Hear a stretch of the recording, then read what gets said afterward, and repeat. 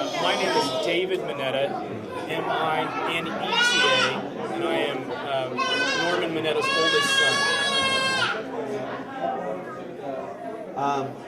My first question is, how have you become involved in, not necessarily the original signing of the Civil Liberties Act, but, as of now, sort of coming to celebrate it,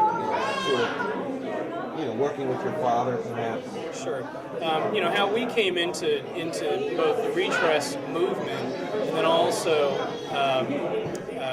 to come here to celebrate the 20th anniversary. And our family's been obviously very involved from the initial inception of from the JCL convention discussion on trying to get legislation, moving in national legislation, all the way through the signing, and then 20 years later today.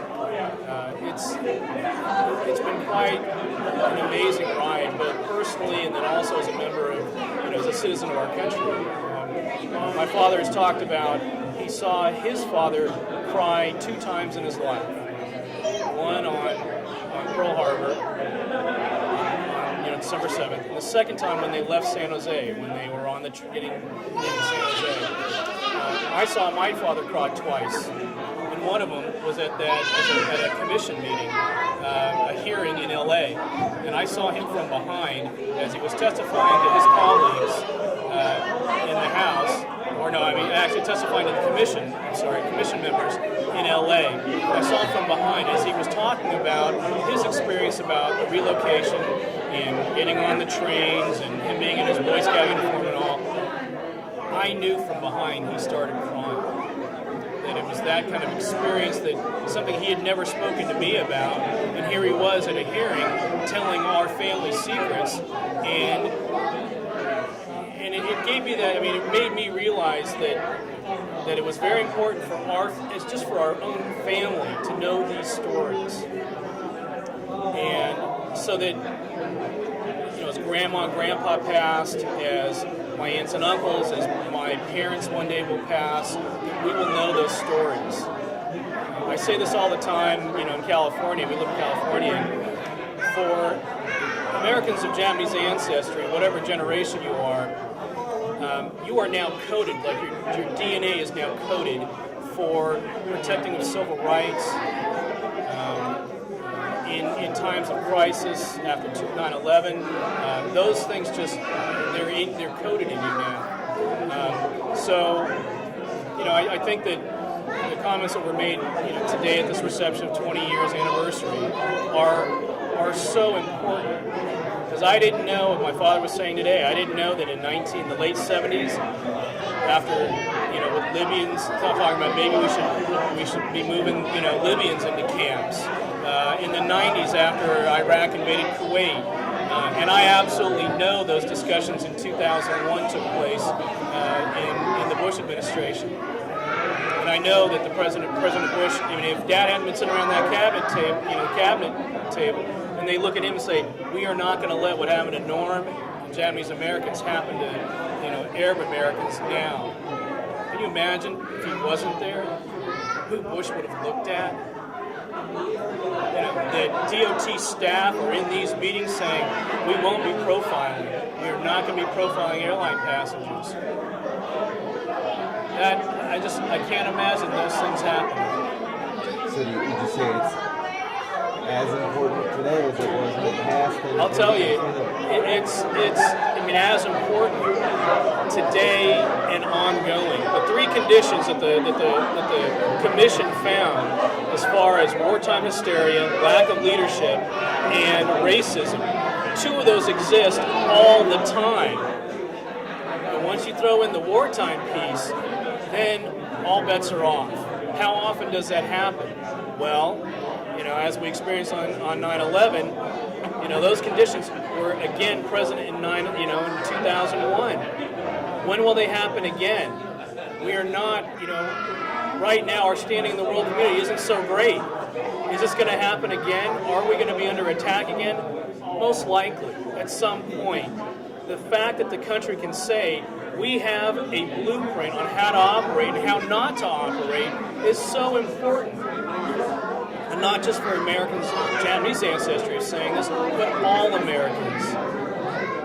That citizenship means something in our country, that our Constitution means something. And I think that the fact that our government could apologize and it is so important. I mean, it just speaks so highly of our nation. Now, being your father's son, I mean, how is seeing him do this, and particularly, how do you think he might run with that torch someday, or are you there? Yeah, I mean, it's that's a great question on how my father's work has maybe affected, not just me, my brother, my whole family, my extended family, my stepbrothers and their family. It's had a profound effect on us. We live in California, and you can't go anywhere without seeing this diverse tapestry of what America looks like. People from all over the world, and to know that somehow, your family member had and played some small role in the history of this country and its governance and in certain things, especially around civil liberties, it makes me very proud.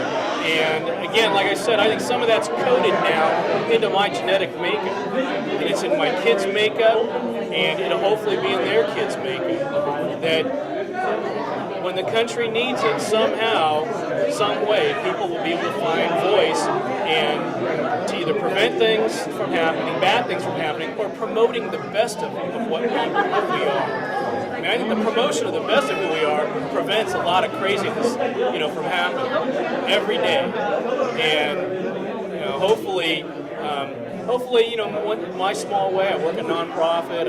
I'm on a school board. I try to do my little bit of community work.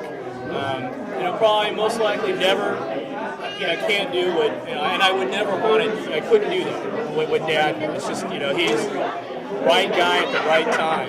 But for him to know that his kids took those lessons in our own way, we're doing our civic best, and then we're teaching those values to our kids to try to help pull other people up as you climb.